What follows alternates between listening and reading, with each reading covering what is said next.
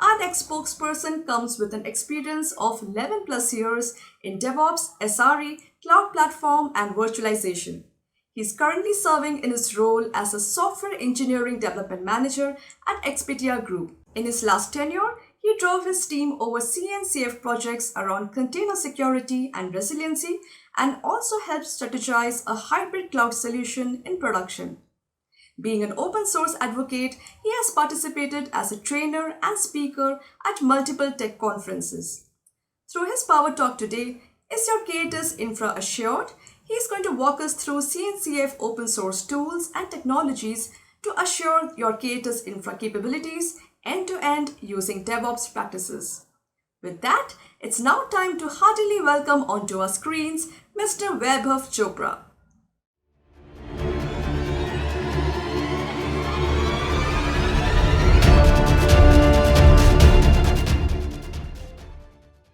Hi everyone. The topic of this session is your K8s infra assured?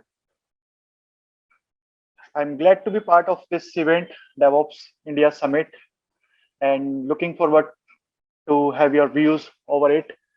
So starting with first, to know about me, my name is Vaibhav Chopra. I have 11 years of experience in IT and technology. I have been doing right now as an engineering manager in Expedia. I have been played a role at DevOps architect for Orange Labs as well as Amdocs in my previous roles. I am quite a seasoned blogger and writing technical blogs time to time. I have spoken at multiple conferences with respect to CNCF, open source, all the topics, and majorly on the Kubernetes front. That's pretty much about me. On table of contents, that what I'm going to take from this session and what are going to be some takeaways. So we'll be discussing about some of the backgrounds. We'll be discussing about how a production grade K8s infra look like. What are the tool sets we could actually leverage in having the end-to-end assurance of Kubernetes infra. Post that, we will touch on some concepts of Kubernetes security, and I will also walk you through the tooling pipeline, which could be very helpful once you start building a Kubernetes infra for a production grade environment. Starting with the background here. So on the left side of the screen, you are seeing right now a snippet from KubeCon, one of the CNCF events. And what that snippet actually is depicting that how the growth of containers has been happening in the production environments in last 4 to 5 years. The implementation from POCs to development to test and now in production is going quite on a large scale, and it is actually on the boom. If you could see, we have it almost 5,000 containers hit 23% in 2020. Those organizations who are running actually more than 5,000 containers. And it has been up from 109% from 2016. So that's a huge margin, and it is going to boom more going ahead as well. So few questions which I would like to raise as we are seeing such kind of scaling of Kubernetes in production. And that is, with DevOps adoption, testing practice almost are challenged, and we never talk about actually that how we are going to test it end to end. We usually discuss about CI/CD, but we very less we actually thought of having an end to end testing kind of thing for CT. So which is actually standing for continuous testing. Eventually, we have listened this term SRE from longer time, which has been introduced, and term itself means having a reliability in engineering, site reliability engineering. So like this is why this topic is actually taking care about how we could make it more reliable, how we could make it assured environment infrastructure. Go ahead. These are the set of problems, I would say quite generic, which everyone have seen in while implementation of any Kubernetes environment for their production side. So we have lots of complexity when we are actually working with microservices. They are quite complex. They need granular engineering efforts, eventually the communication, the security aspects, how these are getting messed up in a networking side. All those brings lots of complexities which we have to handle based on various tool sets we have. Now, on the second part, that is, I'm saying multiple choice multiplies confusion. So we have seen CNCF host numerous projects. For DBs, you have thousands of choices. For logging, you have lots of choices. For service mesh, you have console, Linkerd, Istio. For security, you have lots of different projects as well. We are going to discuss in upcoming slides too. But these actually giving us a confusion that which is best or what we could actually select it. Now, for that very purpose, standardization is getting established. We do see such kind of blogs, such kind of articles from various organizations that these are the standardization they are building. Eventually, CNCF is also having certified Kubernetes distribution, software conformance, and they have also certified solution providers as well for their professional services. But I would still say that that is also kind of quite huge if we go and look over that aspects too. Now, talking about end-to-end KTS infra assurance. So we do talk about security and certain aspects if on resiliency, but we still miss out certain domains which are quite important. And I try to actually list it out. The domain specifically, the tool sets could be still more. I try to list out some of the good tools as per my knowledge, but that is specifically related to the domains. So if I talk about domains, we have data plane, we have network. For data plane, we are actually talking about how we could handle the throughput. Eventually, if I talk about 5G world where we are having lots of speed needed in any of the services we are implementing, any of the services we are doing, we are always talking about how we could do a good video streaming with less latency. So then we have to take care of the data plane domain. We have to take care of the network, how we can do isolations in specific microservices mesh. Storage, again, it's again a big I would say project in terms of when we are thinking about container storage interfaces, when we are thinking about some native storage or a CRDs which are taking care of specific storage performances. We have to think end to end that how we could actually take care of our storage infrastructure as well. And certain tools which I could list out, FIO, Locust, TSI test are there. Security, I always say that that's the biggest thing actually when anyone is going to move from monolithic to microservices architecture, they usually concern about security, but it's not a concern anymore. We have hundreds of layers defined, hundreds of isolations, or we could catch up vulnerabilities quite in a good fashion as of now. We have some compliance related domain as well, where we could see, like I was talking about CNCF conformance as well, that yes, the APIs you are using are not getting deprecated or something are quite niche. Eventually, if I talk about the latest thing, yesterday I was reading that in 1.22 version, some of the APIs are getting deprecated. So all those things could be tested out once we are having these CNCF conformance tests in place. Resiliency is also one of the biggest thing. If I talk about chaos engineering concept, that is already getting wide popular in terms of getting quite attraction, that how we could actually inject the fault, break it, and then how we could test it out that our system is quite good in functionality.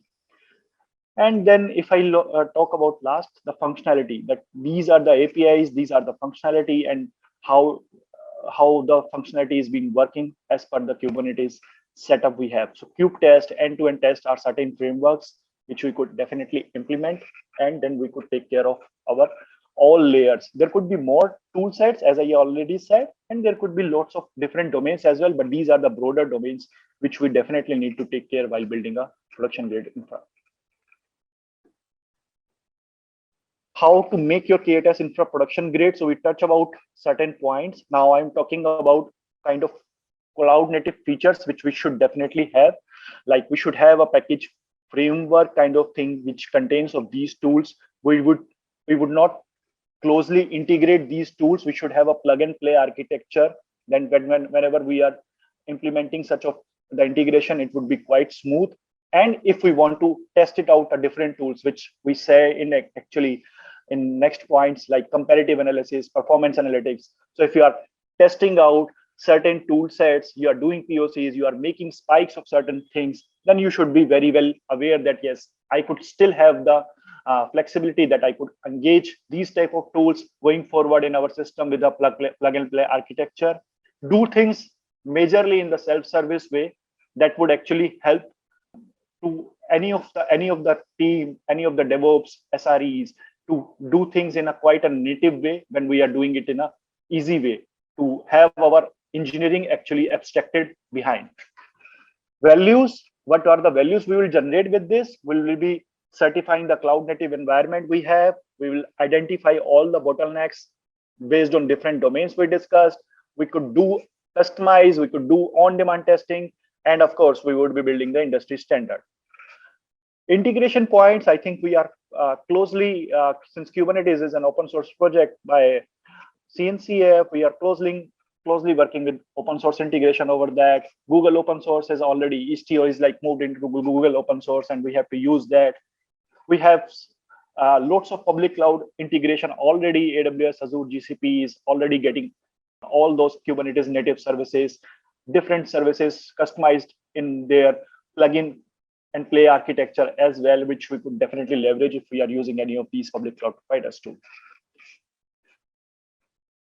Now, moving on to the more specific side of this session, where I would be touching out some certain aspects of Kubernetes security. We could name it as DevSecOps, we could name it as KubeSecOps, but majorly we are talking about how we could enhance the Kubernetes security. So there are certain, in the blue panel, you are seeing the certain segments which I could list it out, where we have to take care actually: image scanning, container compliance, security, runtime security, network security, forensics, and the Kubernetes audit.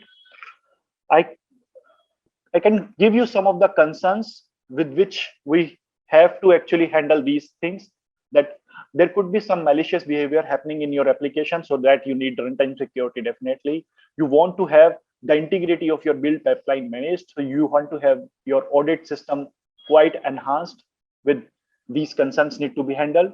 And the reasons being, we already know that there are lack of network policies, which we have to customize it. We have to build by our own infrastructure. Port security policies, we are seeing that it has been already deprecated, and we have been now trusting more of the third-party tools over it. There is unauthenticated etcd access. There are privileged containers, which we definitely need for some purpose, but it is not needed for whole of the team. And that's where the RBAC come into the picture, the role-based analysis, and how we could do it, and how we could manage the account privileges, the service accounts. So all there are specific reasons which we have to handle while ingesting security in Kubernetes. Moving to the certain security stages we have.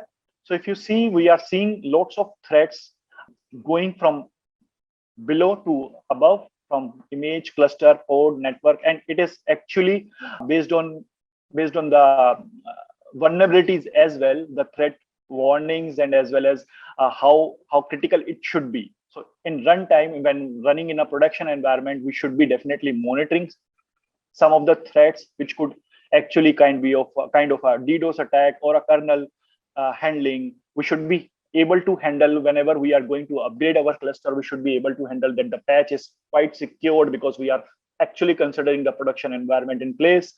In network side, we would definitely have some of the segmentation in the place. We are always talking about the zero trust security with right privileges, finer grained network policies. And when I dig it down to code, we do not need such kind of security policies which are actually taking care of the Linux capabilities only. We could actually take care of that. We have to make sure that the file systems are read only. We have to use mutation generation, which could actually manage it with certain kind of tool, which I'm going to discuss as well.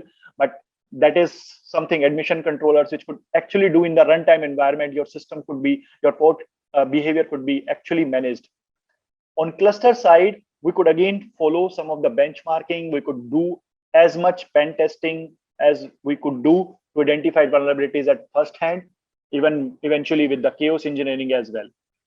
For image scanning, because many organizations are doing it in a cache format, many organizations are still getting it from the open source, and you do not know that what is available at open source, how much secure it is, though we have some kind of I would say version control managing security as well, but there are certain tools which could eventually scan your images and do all the vulnerability scan and could help you in the production environment before putting it in your production grade application, that specific image.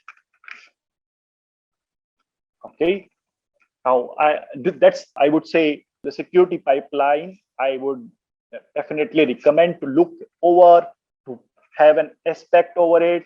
So let's start with the left side, where I am talking about the development environment. So we do have some of the natives IDs. Lens is one of the famous one. Then we have the policy informants, like I was saying right now, that mutation need to be managed. So OPA Gatekeeper, Kyverno are the some of the tools which would manage you when you are writing the code on that very step itself, on the initial step itself. They would actually give you that, yes, are you doing the policies correctly? Are you defining it correctly in your code? Then we have security credentials, which is majorly about how you could manage your secrets, how you could manage your passwords, binaries, and I think Vault, KMS, ARC are certain tools which would definitely help you in that aspect. We have to think about how the artifacts which we are keeping in our system is quite secured.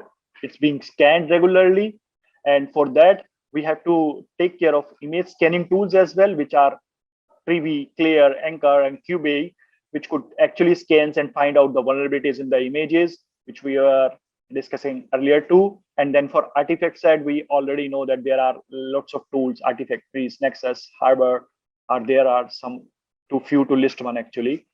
For upgrade security check as well, we have the upgrade framework as well, where we could do that whenever we are going to do an upgrade in our production environment, we are thoroughly testing it out, the patch as well. So once we move to staging environment, where we have our CI/CD pipelines running, then what are the 4 different broad domain which we should definitely consider? It is about, first is about actually testing it to manage that industry standards or industry security standards are being followed. The Center for Internet Security is one of the organization which gives us certain rules, certain guidelines, that these are the best guidelines to follow in your Kubernetes environment. And we have certain tools to test it out, like KubeBench, KubeHunter are the one who could test it. Then we should be definitely taking care about how we could manage auditing and logging as well. And for that as well, we could definitely use the best tools, KubeAudit. We have few commercial tools as well, Datadog, Prisma Cloud. We have Pelco as well. So, and for penetration testing, we need to do the chaos engineering. We have to actually fetch out the CVEs, the vulnerabilities which are in the system, and we could do actually using KubeHunter as well. And there are more tools as well to list it out. Compliance, conformance, again, Illuminatia is one of the tool which could do for network conformance, and then we have CNCF conformance as well. And once we actually verified it, then we should move it to, once we have verified it, then only we should move it to the production deployment. Else we could again raise an issue, and we could raise it back to developers. So this is the standard actually we should always follow when we are deploying it in a CI/CD fashion for our Kubernetes infra. We have also GitOps operator. I think GitOps is quite niche technology, where it is also getting quite a lot of attraction, since it actually manages that whatever your production environment has, it is actually matching with the desired behavior you want and doing it with IAC. And that's why I am linking it with actually Git version control. So for that as well, we have lots of different tools for version control too, and GitOps operator, Argo, Flux, GitKube, Terragrunt. So we could do it with Cluster API, we could do with Terraform, all those things, how we could manage that whatever we are actually doing it or committing in the Git, we are having the same desired results at our production cluster as well. That's the basic GitOps concept, and that is for sure need to be consideration in the production grade environment. Then we should definitely have, once we have this, we move to production environment, we have GitOps, and we should also have some kind of runtime security detection, which we were talking in the text format earlier, like how we could do the malicious attack identification, how we could save our system for DDoS attacks, all those kind of attacks. So there should be a monitoring system plus a monitoring of security as well. So for that, we should definitely have a runtime security, which could be any tools listed here as well. Could be Prisma Cloud, could be Falco, could be an open source tools where we could do all those capabilities testing, and then we could link it actually, like I have linked it to the monitoring tools as well. Then we could actually give those security detection inputs to our monitoring tools, and then monitoring tools can further take it up and can give it again, raise an issue again to a developer, and then he or she should need to fix it before going into the production. So this is actually depicting you the stages of different stages of environments where we could enhance security with certain tool sets, which I have already listed in the right side. But again, these are not the only one. We could have lots of different tools while we do the different POCs and testing it out and on the CNCF front as well. So that's a measure about pipeline mapping on different environments here, and how we could take care of certain specific domains which are mentioned at every stages actually. Going ahead, thank you for having me on this call. I specifically pasted this picture just to have you leave with a message that keeps smiling. Thank you.